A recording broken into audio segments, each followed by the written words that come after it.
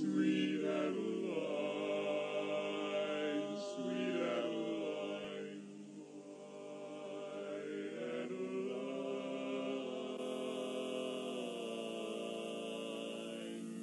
At night, dear heart, for you I pine.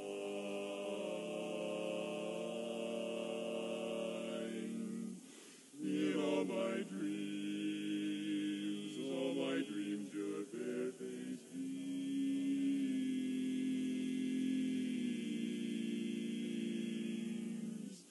You're the flower of my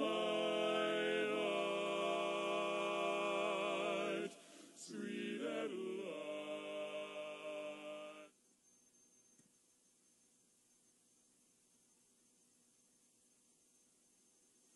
Oh, hi there. This weekend about got me worn out, I'll tell you. There's nothing I love better than going to a barbershop quartet contest and convention, but it sure is good to get home. You know, I took my wife Corinne and my daughter Betty Ann with me, and I think the highlight for them was when our new champs, the Buffalo Bills, sang "Goodbye, Old Dixie, Goodbye," especially for them. Hot dang, those boys can sing. I still have chill bumps just thinking about it. Well, say, maybe all of you don't know me. Cash is the name, Owen Clifton. My friends call me O.C. Really not quite as famous as that distant cousin of mine, J.C., James Cash Penny. Fellow runs a few mercantiles around the country. I just do a little legal work myself, but my real love is barbershop harmony. Pitch 'em high and sing 'em loud's what I always used to say. I did run into a little bit of a disagreement, though, with some of the boys there at Omaha. They were bellyaching to me about the fact that they said, "Oh, see, we've got too many soft-singing quartets in this contest." I said, "Boys, listen, soft-singing is good, too. They can't all be loud. Why, you take those four quarters from up there in Canada. When those boys sing, that's mellowness personified." Yeah, we've sure come a long way in, God, you know, it's 12 years now. It was back in the spring of '38. I was in Kansas City on business and staying there at the Mule Bog, and I ran into Rube Hall. Well, now, most of you boys know Rupert, and of course I knew him from Tulsa. We'd had some business dealings together there, but we never had much time to socialize. Anyway, we were there in the lobby of the Mule Bog talking about old business and taxes and government and such, and subject of music came up. I said, "Tell me, Rupert, you ever do any tenor singing?" Ha ha! He gave me the standard barbershopper's answer. "Well, I suppose I'm about the best barbershop tenor in the USA." We'll find out about that right now. Let's see. I had a dream, dear, you had one too.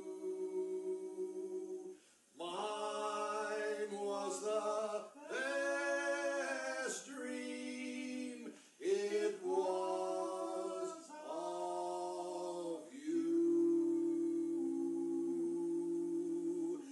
Come, sweetheart, tell me now is the time. You tell me your dream. I'll tell you mine.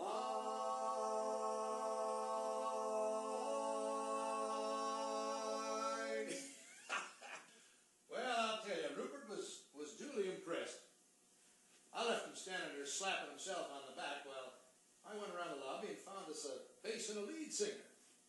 Oh, you thought I was a lead singer? Well, I mean, listen, if I'm pressing the service, I can surely pull my share of the load, but actually, baritone is my specialty. I claim to be the world's greatest barbershop baritone. Well, be that as it may, the four of us went up to Rupert's room, and after a few minutes of singing, I'll tell you, we started producing some mighty fine country sounds. I had a dream, dear. You had one too.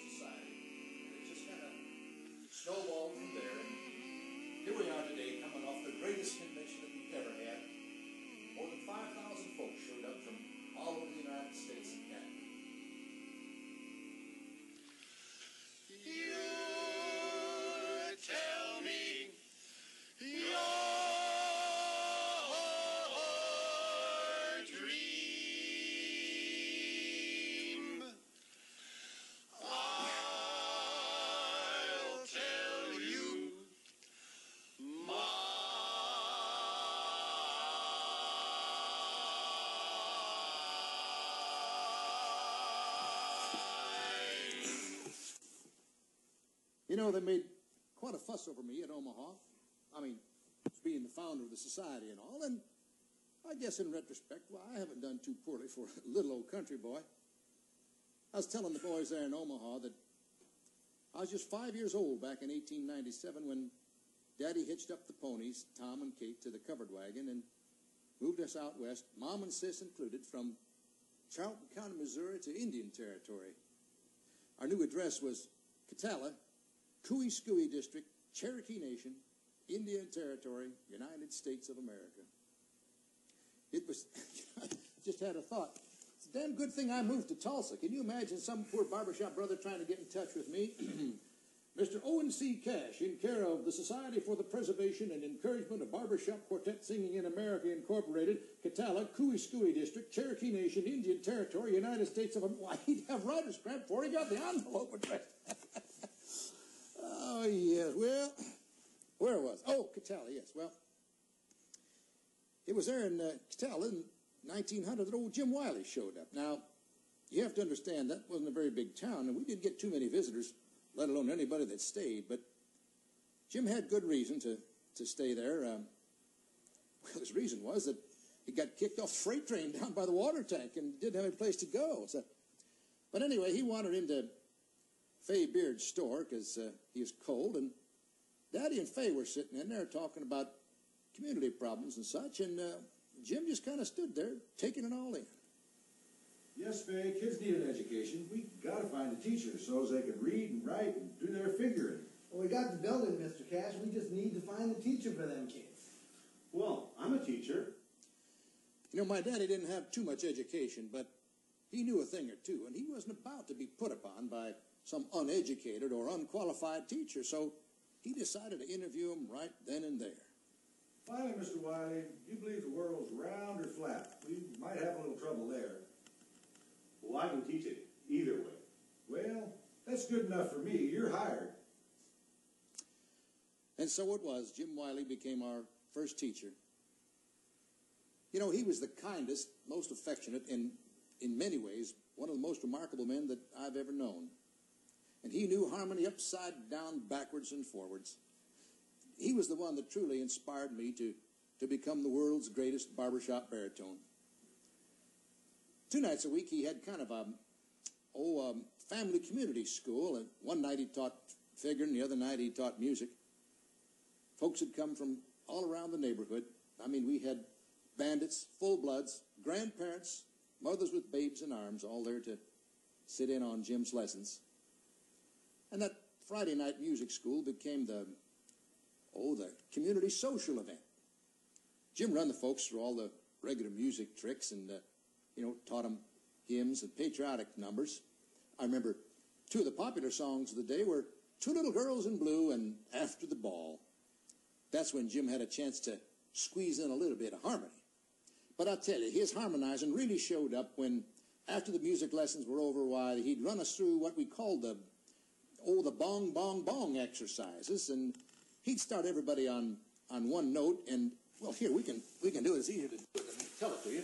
What we're going to have you do is all the basses are going to sing on the word bong 10 notes, the same note, all right? Everybody else, the baritones and the leads, and tenors, you start there, and you start going up the scale. Baritones, you stop at number 5, sing 5 more of them. Leads, you going up to number 8, sing 2 more of those, and tenors, you just keep going right from the bottom all the way up the scale, and we'll see what we produce here. Now, let's take that about right here, I guess. Start on bong, everybody. Bong, bong, bong, bong, bong, bong, bong, bong, bong, bong. There it is, that big old fat major chord there, that good old harmony. You know, it was mighty pretty in the evening after that music lesson was over, and the folks were heading home. They would still be singing those bong, bong, bong exercises, and you could hear it echoing off the hills. My daddy used to say that he could tell who the different families were by the sounds of their singing. He'd say, "Yonder goes the rambling gourds," or "That sure sounds like the bankheads to me," as the folks went in their way home across the valley floor. Old Jim would be 90 years old now if he's still alive. I rather doubt that. Last I heard, he was doing time in the Illinois State Penitentiary on some kind of a trumped-up forgery charge. Now, you know, I knew Jim too well, and he'd never do anything like that, but I'm sure curious to know what those birds thought he'd done. It's got to be a case of misjudging before we get all the facts in. Puts one in mind of a similar situation that we ran into about 5 years ago when the ladies decided they wanted to sing Barbershop Harmony. Whew, I tell you, some of the boys were mighty upset about that. But you know, those Quartets can sing with the best of them. You take that song, Carry Me Back to Old Virginia. Now, that'd make me nauseous when some jerk would start singing that in the kitchen when we were frying hamburgers at some party, but the way those gals sing it, it truly brings tears to these bifocally enslaved old eyes of mine. But there are a couple of things that still do bother me. Ran into one about the Omaha convention here. Some of the boys are cutting off a chord with 3 staccato tones. Sweetest flower that grows.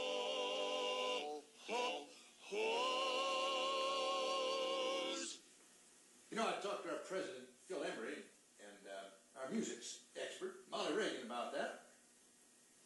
It took me a little while, but once I explained to him what the word staccato meant, they told me they'd fix it.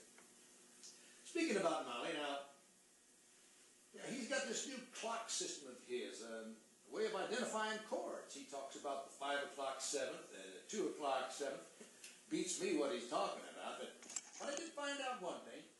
I found out what a 4 o'clock 7th was, and, well, I can't explain it. You're going to have to sing again, and we'll, you watch me now, because I'm going to stop you when we get to that chord, and that'll be that 4 o'clock 7th. Here we go. We're going to sing the old song. Here we go. The old songs, the old songs, the good old songs for me.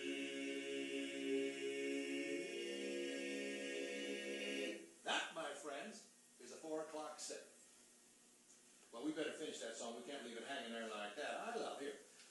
I love to hear those fine chords,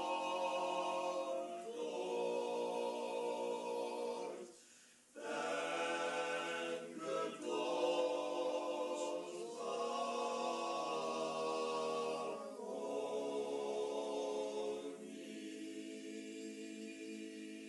yeah, there we go.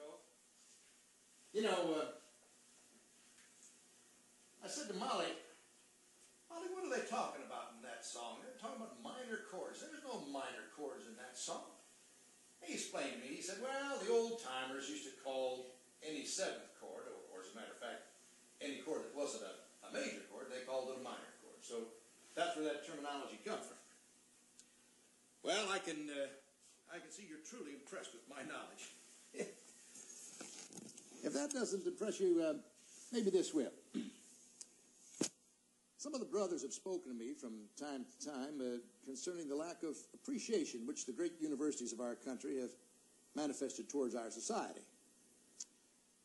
Others have complained to me that there's no general acknowledgement for the efforts that we've been putting forth to continue or perpetuate a style of music that's peculiar to America, namely our barbershop singing.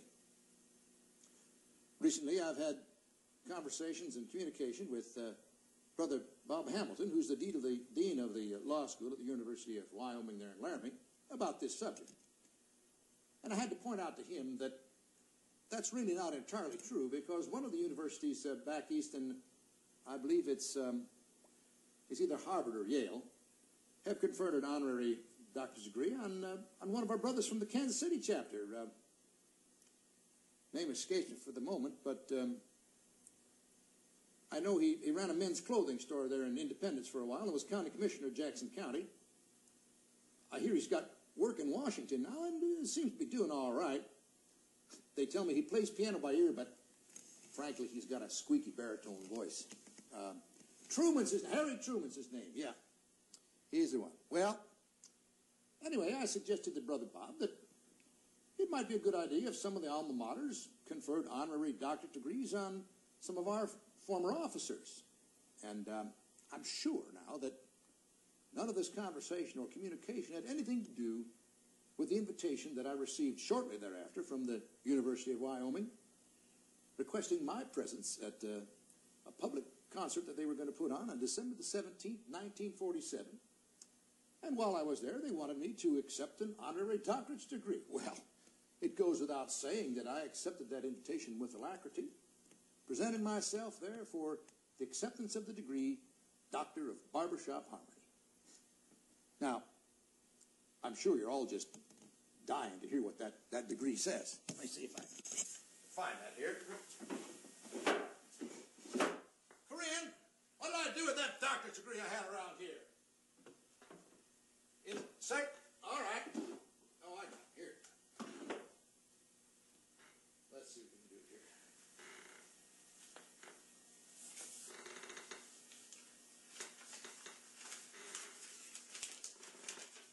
Be it known to all who have nothing better to do than read this document that Owen C. Cash, having taken no courses and fulfilled no requirements, possessing no qualifications and no recommendations, except that he founded SPEBS QSA, is nevertheless granted the degree of Doctor of Barbershop Harmony by the University of Wyoming, acting on the threat of the Laramie chapter of the SPEBS QSA.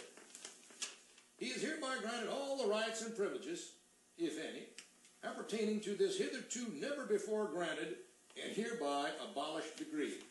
Furthermore, all members of the SPEBS QSA everywhere are directed to pay him due respect on all occasions and to give him what's coming to him. By no authority whatsoever, December 17th, 1947. And this degree came to me at a particularly appropriate time because the company I was working for was hiring doctors and scientists and things in such great proportions that those of us that didn't have the advantage of having much education were rather embarrassed to have to walk around saying, "Good morning, Dr. So-and-so. Good afternoon, Dr. So-and-so." But now I can hold up my head high with pride, and without temerity, I can associate with these guys. Well, now that I'm a recognized FUD, that's a PhD, I can tell you about the lousy deal that my quartet, the Okie Four, got there at the Grand Rapids Convention. Sort of puts me in mind of a similar streak of bad luck that my ball team, the Blue Jacket Boosters, had during my boyhood days back in Blue Jacket Indian Territory. About 1910, I got me together a ball nine that was a stem winder. I'll tell you, we beat every team in the country. Well, for a while. Then we ran into some blind empires. I was captain of that team, played first base, batted in the cleanup position, and frankly, I knocked in most of the runs, just like Lou Gehrig. I was also considered to be the world's greatest barbershop baritone, even in those days of good quartets and splendid baritones. But I always made it my habit at the beginning of each home game to, well, of course, that is, after the Blue Jacket Silver Cornet Band wound up its concert, I made it my habit to gather 3 other stars of that ball nine around home plate, and we'd rip off 3-4 barbershop numbers, and we always kind of threw our arms friendly-like around the shoulders of the umpire. We always wound up with, when it's apple blossom time in Normandy, and cuddle up a little closer. And with all these preliminaries, giving the folks a band concert, and, some mighty fine barbershop quartets singing, most likely winning the ball game. And incidentally, I usually hit at least 1 or 2 home runs myself. Why, it was very seldom that anybody ever asked to have their money back. All of which brings me around to the subject of the deaf quartet judges that were there on duty in Grand Rapids when the Okies sang. Now, we sang in the first preliminary contest, and we'd hardly even walked off the stage, just to show you how incompetent and prejudiced these judges were. We'd hardly walked off the stage, and one of them came running up to me and said, "Well, the Okies have sure won one distinction, all right. you have the honor of being the first quartet to be eliminated from the contest. I'm suspicious of those judges. You know, the Okies just popped up a few simple chords. What do those judges do? They booted them all around the infield. I'm thinking, what's worse? Blind umpires or deaf judges? I don't know. But I tell you, I'm disgusted with both of them. Well, I've been rambling on here and talking to hear my teeth rattle. I know you're tired, and I am too, but I do want to say a few things about choruses and quartets, and choruses in the chapters. The brothers down in Macomb, Illinois, invited me to their recent parade of quartets, and let me tell you, it was a dandy. It's just incredible to me that a town of 9,000 could put 3,100 people in an auditorium for a barbershop harmony concert. And you know what? Not a person left that auditorium until it was done. The work of the chorus impressed me especially, and one of the nicest things about it was that of the 100 or so men comprising that chorus, all ages were represented. We had high school boys all the way on up to great-grandfathers singing harmony just for the sheer love of it. What a wonderful influence that's going to be when we can have choruses like that in every village, city, and town in our country. You know, one of these days we're going to have to set aside a whole week for nothing but 7 days of barbershop harmony. Won't that be great? Not only a quartet contest and a convention, but a great big old harmony festival. And you know, we're getting ready for chorus competition too. Well, I better shut up now. I've got a big day tomorrow. I have to have an appointment with the governor of Oklahoma. Set aside a day for a barbershop harmony proclamation. Say, listen, that reminds me of just one more story. Back in 1939, when Ralph Carr was the governor of Oklahoma, I was in Denver on business, and I was made it a habit to carry with me extra certificates of honorary membership. So some of my friends there in Denver suggested that I give Governor Carr one of these honorary certificates, since he's an old-time quartet man.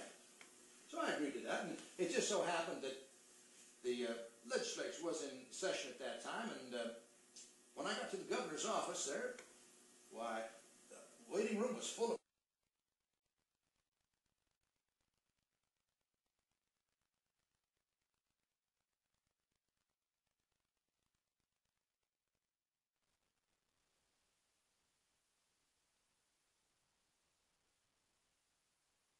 congressmen and representatives and all kinds of big shot people. And so I went over there to Brother Bill Hill, who was the governor's secretary at that time, and talked to him a few minutes, and he just bolts me right in through all those congressmen and big shots right into the governor's office.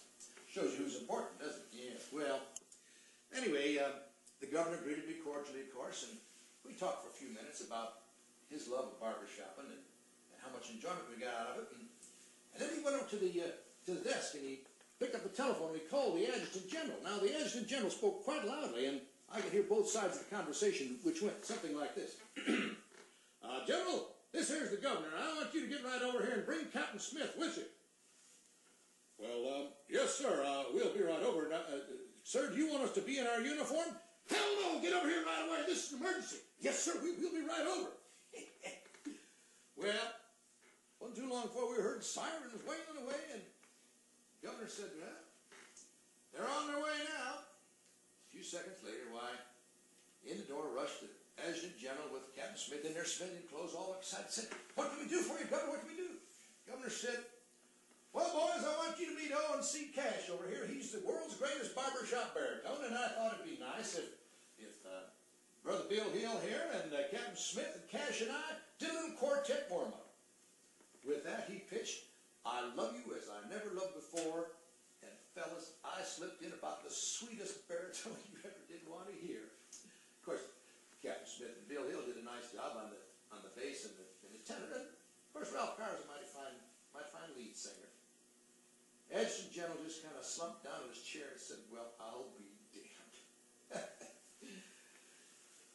You know, there's a new book out now written by a fellow named Henry F. Woods, Jr., titled how to make yourself well known. In that book, he mentions me, Abraham Lincoln, Andrew Carnegie, and some other important people. Gives our society a nice little play in there, too. But in his description of me, he said, Cash is a little-known, obscure attorney from Oklahoma who, quite by accident, happened upon an idea that's given pleasure and happiness to millions of people. Now, you know, if we had any lawyers in our organization that weren't so damn busy singing that they could tend to business, I'd sue that bird for slander, libel, assault, and battery, and probably something else, because, well, he's made me feel mighty insignificant. Hoping you're the same, I am. O.C. Cash.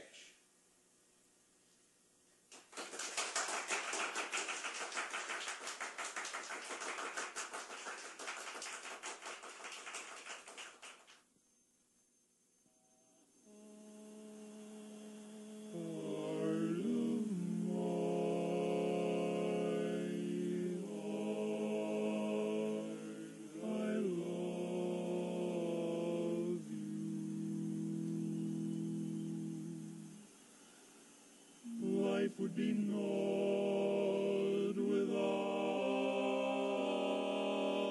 you.